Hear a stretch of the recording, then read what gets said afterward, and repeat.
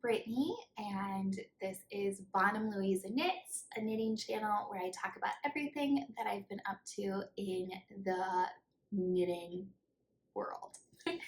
So hopefully you are all doing well.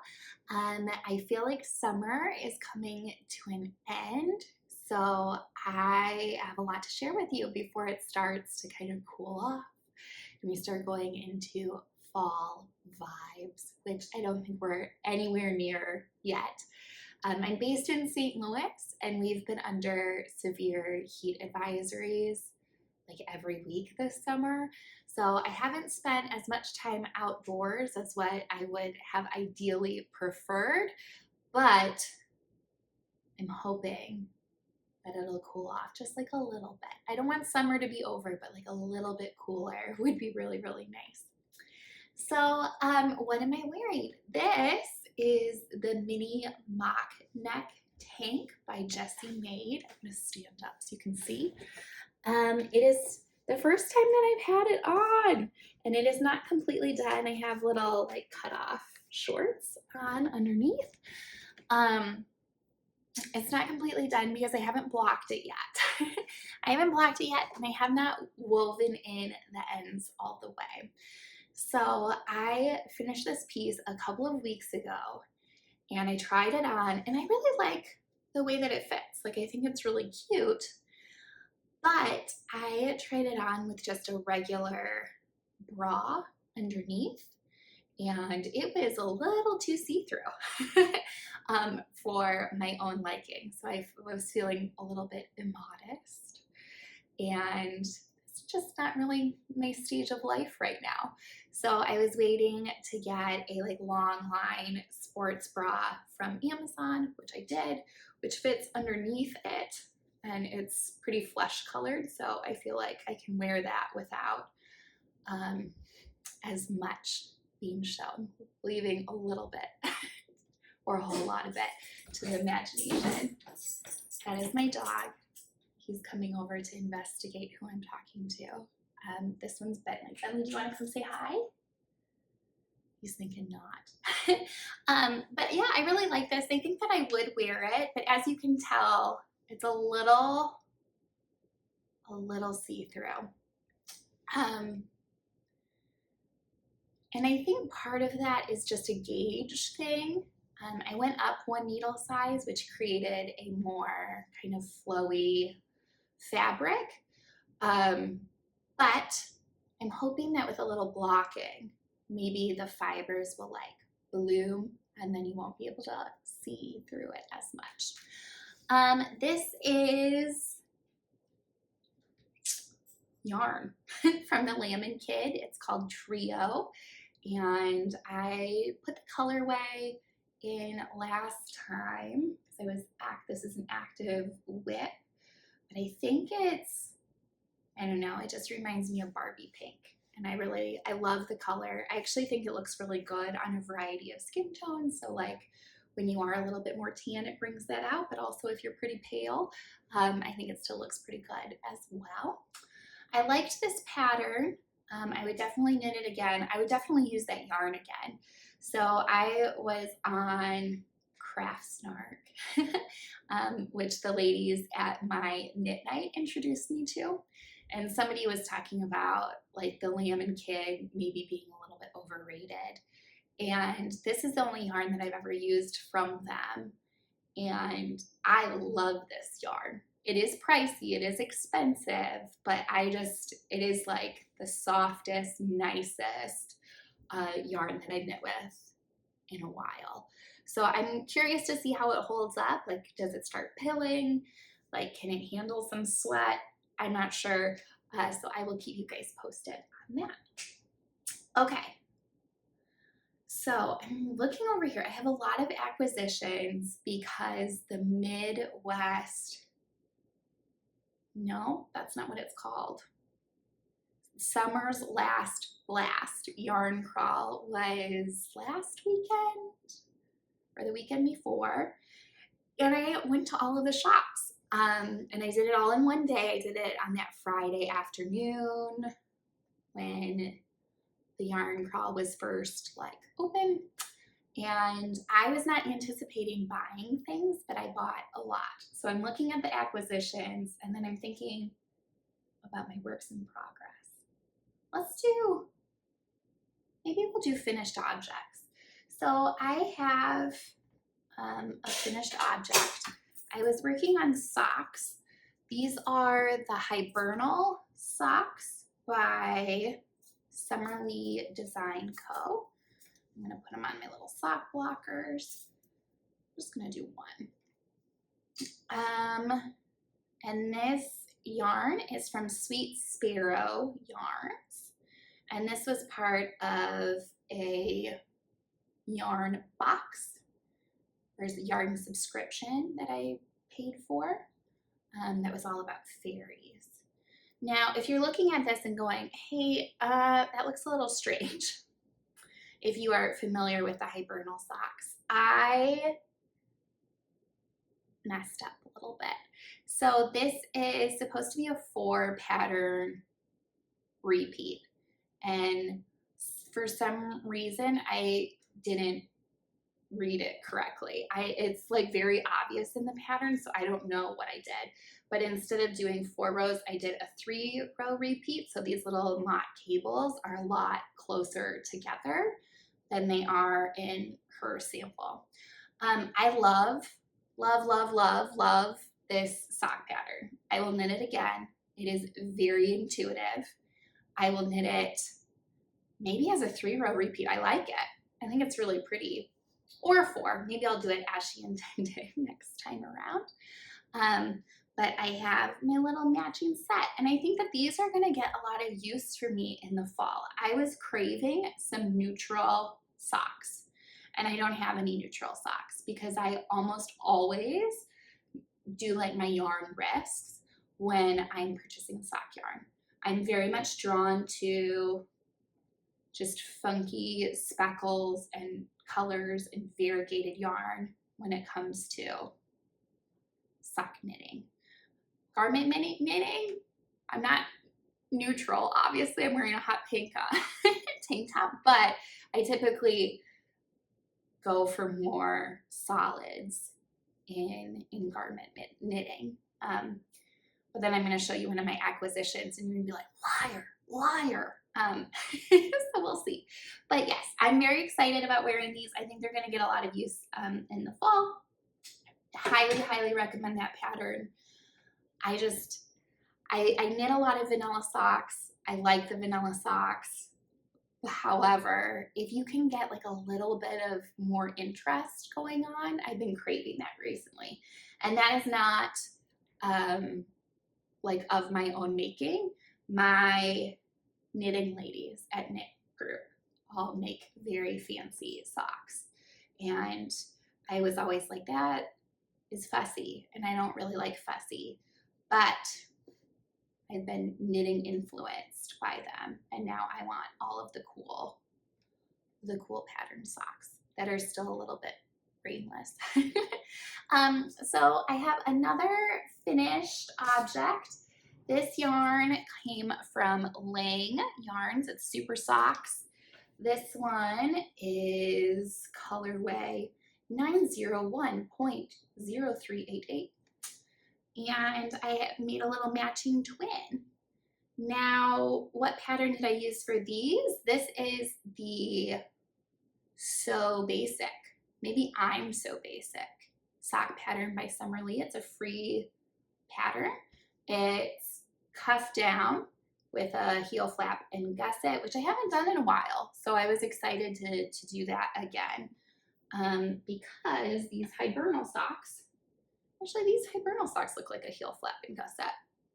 So maybe I had done it recently, but I don't know. Just basic.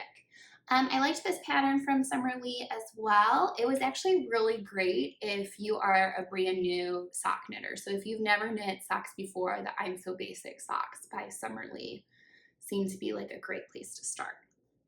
And I'm knitting little baby twin socks. So these are not babies, obviously.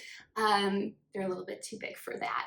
They are for my boys. So I was like, how cute is this gonna be to have little matching? So I have 3 of them done. I need 1 more, and then we'll all have little matching cute socks. This one is not the I'm So Basic. I'm knitting the child's size, which for reference, they're pretty big. I'm a size 9 in shoe, and this knitted up probably closer to a 10 or an 11. So they could be men's socks. And then these little guys, they said were from kids like 4 to maybe 7. And my 2-year-old was at home with me, and I mean, these are huge on him. And then my 5-year-old is gonna come home today, and I might have him try these on and see if they fit. But they seem like socks that they can grow into. So I think that'll be good. So another little finished object. If you're wondering, hey, did you have to use more than 1 skein? No, I was able, from this 1 skein of yarn, which had, gosh, what is the yardage? 420 meters. I was able to knit this and 2 sets of kid socks, all with 1 ball of yarn. So definitely super cost effective. I was getting a little bit worried because I knit myself the pair of socks, and then I knit the first children's set, and I was like, oh, they're gonna like fight over these. I don't know if I'm gonna give them to Teddy or Redford. And I was like, I wonder if I could knit 2 pairs of boy socks, and I could. So I did. So I'm really excited about that. Okay, I think I'm gonna hold on to those maybe until like Christmas time. So it's been a family tradition that we all wear matching pajamas for Christmas. And that is expensive. I love that being a holiday trend. I really feel like the Kardashians are the people that like really kind of latched onto that and brought it to the greater world. And I think it's really cute. I didn't have matching pajamas with my family growing up, but I did that for my family now. And I think it's really cute, but it's super expensive. And I don't like wearing Christmas pajamas when it's not Christmas time. So like having really cute, I don't know, gingerbread pajamas in the middle of June, I'm like, it's just not, I don't like doing it. I like wearing other kinds of pajamas. So I don't know how great of a tradition that really is for me, because I know it's weird. I know that it's weird, but I don't really want to wear Christmas pajamas when it's not December. So, I mean, I can wear them all month, like all December month, but if they're gonna be new pajamas for that Christmas, then I kind of like want them to look fresh and nice for Christmas pictures. I know that this is silly. This is completely bonkers, but I was just thinking to myself, like, well, maybe we could all wear matching socks on that Christmas day, and they're not like actually Christmassy, so then we can wear them multiple times throughout the year. I don't know. It's just a thought, people. I really should maybe think a little bit before I say more, but I was thinking that, and I think it's a good idea. If you think it's a horrible idea, let me know. But I think it's kind of cute. It might be cute. Particularly when they're little boys, like it doesn't take that long to knit a pair of socks. So I started those on like a few days ago, like 5-6 days ago, and I was able to knit a full pair for me and almost a full pair for Teddy, and almost done with Redford. So like it's definitely doable when their feet are small. So I think it's something that I could do, and I might think about doing more of. Okay, so I have some works in progress as well, and I think I was working on this one last time, and it's been hiding in this bag for a while. I haven't been able to go to knit night in a couple of weeks, so I got all of my knitting projects to the point where I was doing stockinette in the round, and then paused them. So this is the Moonset Tea by Ozetta. And I love this thing. I think it's really wonderful. It had a very strange construction, but I think I'm doing it right. So I seamed the back for the collar. I picked up and I knitted my sleeves. I picked up and knitted this other sleeve and I joined in the round. And now I'm cruising through the body. I tried this on and I messed up the sleeves.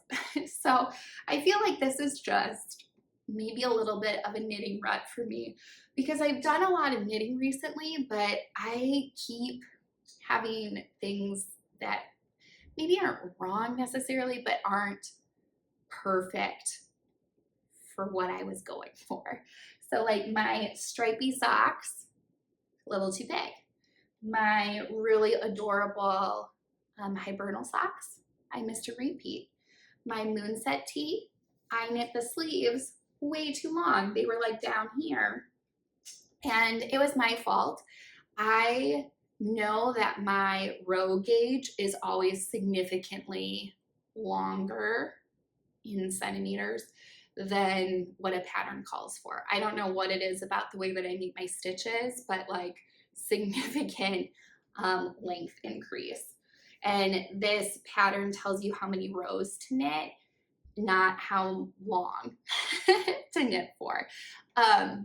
So I should have gotten out my little ruler and measured it as I was like, oh, that seems really long. Oh, that's really, really long. And I didn't. And the good thing about this pattern is it did have a schematic and it was something I was like 10 centimeters over somehow.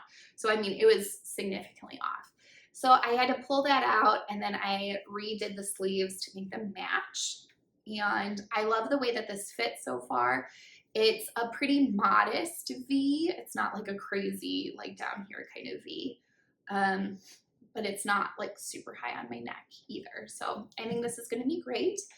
And the yarn that I'm using is a new yarn for me. This is the Knitting for Olive Pure Silk in Dusty Artichoke. And it's 100% Boret silk. So I'm really liking it. I don't love the texture of silk as I'm knitting it. Like when I switched over to a wool project, I was like, oh, this is so nice. But I think for climate in St. Louis, pure silk is going to be the way to go. And now that I've knit one, I really want to knit more well, I'm not completely finished, but I do want to knit more with that pure silk. I have a little stitch. What is this? It's not a stitch marker. It is a needle stopper. And I got these from Yarn Com. That was my purchase from them for the yarn crawl. And I never used needle stoppers before. It was something, quite frankly, that I didn't think I needed. Look at that. My whole needle just came off.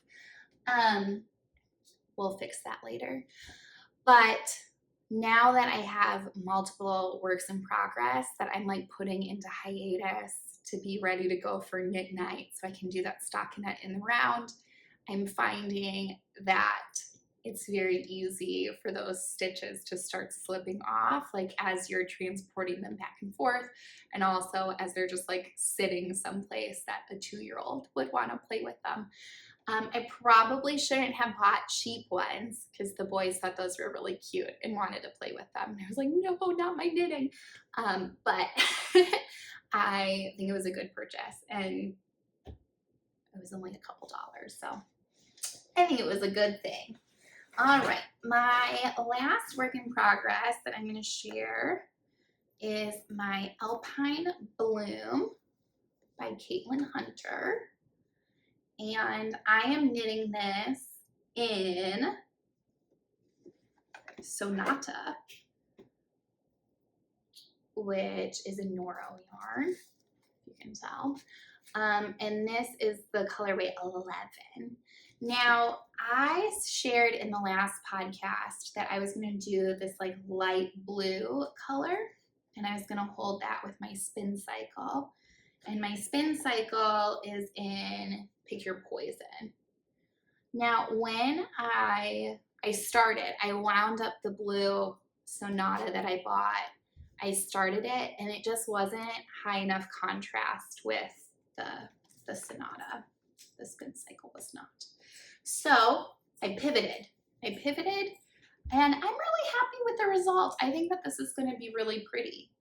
I went up a couple needle sizes for the color work so that hopefully it isn't as tight, and I don't think it is. I already did my sleeve separation, and then I knit these little lace sleeves. They don't look great yet because I haven't blocked them. But this was fun because you knit the sleeves separately and then you Kitchener it on so that the lace lays in the correct direction and matches the little collar detail. And then I got it to stockinette all day in the round. I tried this on. I was really pleasantly surprised. And I think that this is going to be a great like fall garment for me. So I even like it on camera. I think it looks really pretty. And I have another acquisition over here. Let's see if I can, it's my little progress keeper. It's a little mushroom. I got that from another yarn store on the crawl. So I'm hoping to have this one done soon. I don't really have ambitious plans. I mean both of them. I think both of these garments could probably get done in, I don't even know, like a day or two. If I sat down and did both of them, I could probably finish both of them in a day. It's just a matter of doing that and finding the motivation, which I think I will, particularly because I have acquisitions for garment knitting. So I kind of want to finish some of those garments and then make sure that I have most of my summer weight knitting kind of finished up before we get into the colder months. And then I can transition into like sweater making. So I'm very excited about all of those things. All right, so those were my works in progress, my finished objects. The next part is acquisitions, and I have way more acquisitions than I typically do. But I'm gonna go through all of them fairly quickly. And the reason, once again, why I have so many acquisitions is because of the yarn crawl. And I participated in the yarn crawl the last couple of years. I think this is my third time doing it, and it might only be the third time that they've had a yarn crawl. And the first two times I didn't buy a ton. I maybe bought one sock yarn skein each year. And this year I went a little bit more, not crazy, but like I purchased more than those other years. So things that I did not purchase on the yarn crawl. I did not purchase this on the yarn crawl. So it's been a while that I've had this. I have not actually, well, I've worn it out of the house, but I haven't, oh gosh, I haven't worn it in super public. So right after I podcasted last time, I actually hosted a summer camp for middle school girls to learn how to knit. And it was so fun. I had 26 to 29 6th to 8th grade girls for 2 weeks, and we did knitting. And it was super duper fun. It was a lot of kids for one person, but I think I made some knitters. So I'm really excited about that. Anyway, one of the girls had these little stickers on her lunchbox that said lunch. And I was joking around with the kids that I really needed a knitting coach's hat that said knit on it. And they made me one. How cute is this? So I don't wear hats super often. I don't even really know how to wear this hat, but it's so cute. And the reason why I got the idea of saying that I wanted a knitting coach's hat is because there is a company that makes these, like legitimately makes them. And I think they're called Destin, maybe Desden. So you can Google them. This hat does not look exactly like that, but it's a hat that says knit on it. So definitely inspo from them. And I think it's really cute. And I don't know, I could like walk the dog with this look, right?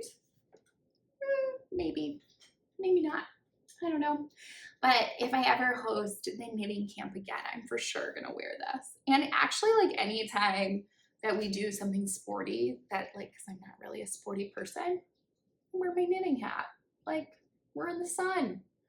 You all play whatever you're playing. I will continue to knit because that's what I do at sporting events. I knit things. Okay, so this is really cute. And I'm so happy that they made it for me. It was so cute. And I know that I'm going to have that thing for a really long time. So thank you, girls.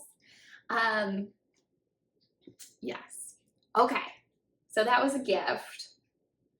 And then I bought something online. So this came from Amy Shear Makes. She now has a web store. She is from St. Louis. She recently, I don't know if she's like from here, but she's based out of St. Louis. And she opened up an online yarn shop. And I just subscribed to her newsletter, and she has a really cute little vest pattern that if I remember, I'll put on the screen because I really think I'm going to be making it. Came in this beautiful box with tissue paper. I already opened it. So I bought little Citrus Grove Tuft Woolens sock soap.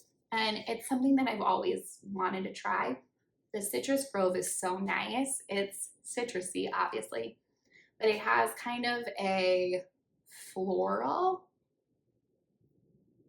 scent to it as well. So I think that'll be really, really great to use. And then she gave you like some instructions about how to use it to like optimal.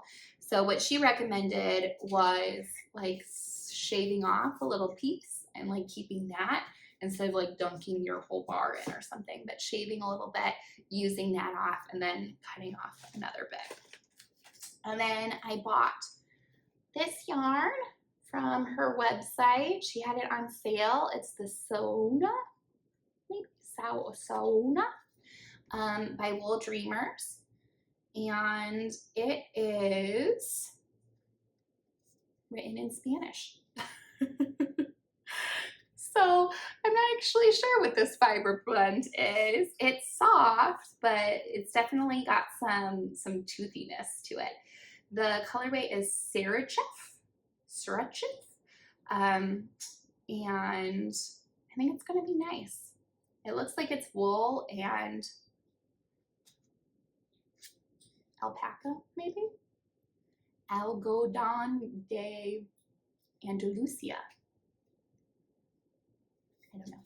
I think it's going to be really pretty. I am going to make a pattern by Ozetta, I believe, with this one, and it's a t-shirt, and I'll pop a picture of that up there as well. That's what I'm intending on making with this, at least. I always wanted to try the Wool Dreamers yarn, and it just, like with it being on sale, and she's local, so shipping was not expensive, I was like, it's my time, and I must do it. So I did. All right, and then another acquisition. I got a sweater quantity of this Noro Madara yarn, and this is their colorway number 3. And I'm hoping to make a step-by-step cardigan with this. And I might change my mind on which cardigan to use. I might do a petite knit one instead. But sweater quantity of this from the Yarn Crawl. And I was really excited. I wasn't expecting any of the yarn stores to carry Noro Madara. And I know that a lot of like podcasters and people on Instagram have knitted with this yarn recently. And it's been kind of like very difficult to find online. And this colorway I just loved so much that I was like, I am just gonna do it. So I did. And I'm excited about that. I haven't knit a cardigan in years. So I think it'll put my skills to the test. So I'm thinking that I'll do that. I might just do the step-by-step cardigan by Florence and see how it goes. Because I might need those step-by-step instructions. The last cardigan that I made, I picked up the collar at the end and I picked it up too tightly. So it kind of like bunched the whole garment up. So the length was a little bit wonky. And I blocked it and it still looked a little wonky. And then I used a yarn that makes me itch. So there's just no way that that's going to get any use from me ever. So hopefully cardigan number 2, I will have greater success with. All right. And then last yarn purchase. This is knitting for Olive, and I got their cotton merino, so 70% cotton, 30% merino, and this is the colorway Mole. So I thought this would be really, really nice. I'm still debating on the pattern that I want to do with this one. My dog is over there rolling on the carpet. Bentley, come here. What you doing? Come here. What you doing? Are you being silly? Are you being a silly dog? Let's see. This is Bentley. He's a little ragamuffin. Okay, where was I? Oh, the knitting for Olive. I'm not sure what I want to do with it. I got 3 skeins. I think 3. Yep, 3 skeins. So I wanted to make a tank top of some kind. I don't think I want to do a mini mock neck again with that yarn. I feel like this was already pretty see-through and that would be even more so potentially. So I'm thinking maybe the pie camisole, or Florence just released another pattern. I think it's called the mixed rib tank, and I'd be really interested in knitting that one as well. So one of those probably, and that's on my agenda. So I hope all of you are doing really well. I'll just give you a little bit of life update, and then I will see you all next time. So life updates. I left you on a little bit of a cliffhanger. Did I shelf paper my kitchen? I did, sort of. So I shelf papered 16 drawers. 16 drawers. I didn't do any of the cabinets. I didn't do any of the shelves, just the drawers. So my kitchen, it was not designed by me and has a lot more drawers than I think any reasonable person would need. But those are all shelf papered and I'm feeling great about that. I have a ton of other house projects that I've been like slowly kind of chipping away at doing. And I should be happy with my progress, but it's one of those things where I'm like, oh, just a few more before the boys like go back to school. I kind of want to get them done just because when the school year starts back up, I just, not that my motivation is gone, but my motivation definitely changes. Like there's more of a hustle and bustle to our days. And then of course, the just daytime, nighttime changes. So it's just shorter days and I just don't feel like I have as much time to get things done during the fall and winter months. So we'll see if I get anything else done from that list, but I did quite a bit. What else do I have to say? I started working out again, so I'm excited about that. I got the all clear from my doctor. And I think I talked about that before maybe. I dislocated my knee last summer and had to take a break from working out. And then I was working out again and felt really, really good. And then I slipped a disc. So not ideal. It was in my lower back. So I've just been having some back issues and back pain since then. But she gave me the all clear. So I've been back at it and feeling good. there's just something like even just showing up makes me feel good. So there's a lot of things that I have to modify and do differently, but like I just feel good that I'm there at all. So I'm gonna take it as a win. Lots of cooking recently. I just made some delicious cookies. So I'll put a link to that down below. I haven't shared a recipe in a while, but y'all, this one is so good. So they are like funfetti, but they're not really funfetti. They're sprinkle cookies, and they have white chocolate chips in them, and they're like a mock version of a New York City bakery's version that doesn't actually exist. This is just, it's sounding a little bit weird now, but white chocolate chip sprinkle cookie inspired by a New York bakery that does exist, but they don't sell this kind of cookie there at all. And they are so good. The only thing that I did differently than what the recipe called for was I did not use vanilla extract. I used almond extract, which I love almond extract in baked goods. It's so good. So if you want to do it, I highly recommend trying the almond. I have not done the vanilla version, so I can't tell you how good those are, but I followed the recipe exactly, just switched out the extract used. And if you're wondering, like, do you do that a lot on your baked goods? I don't always do that. Like, if it calls for vanilla, typically I'm going to put vanilla in it. But two things happened where, one, I didn't have vanilla in the house, which is bizarre. And two, I have a very fond memory of my mom making Easter cookies that had almond and poppy seed in them. So I knew that like a sugar-based cookie with almond in it was delicious and nostalgic for me. So I switched it out. And then book recommendation. I haven't done one of those in a long time either. I am reading, I'm like embarrassed to admit this, but I am reading A Court of Thorn and Roses books by Sarah J. Maas. It is not my genre. I'm not a big romance person. I'm not a big fantasy person, but I'm on the last book.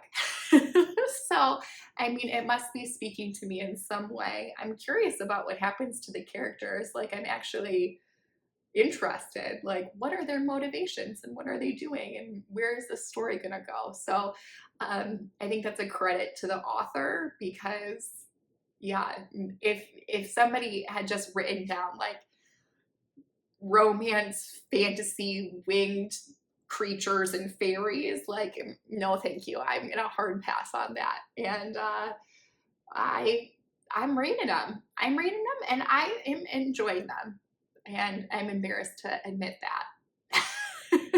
But it's okay. So those are all of the things, I guess, and I'm hoping that I will edit this podcast pretty quickly and get it up and out to all of you soon. But that'll depend on my computer if it is working or not. So I spilled coffee on it at the summer camp with the girls. So we'll see. But it was good to chat with all of you, and let me know what you guys are all making and what you've been up to. And hopefully you're all enjoying the last few days, weeks, months of summer. I'll see you all soon. Bye, everybody.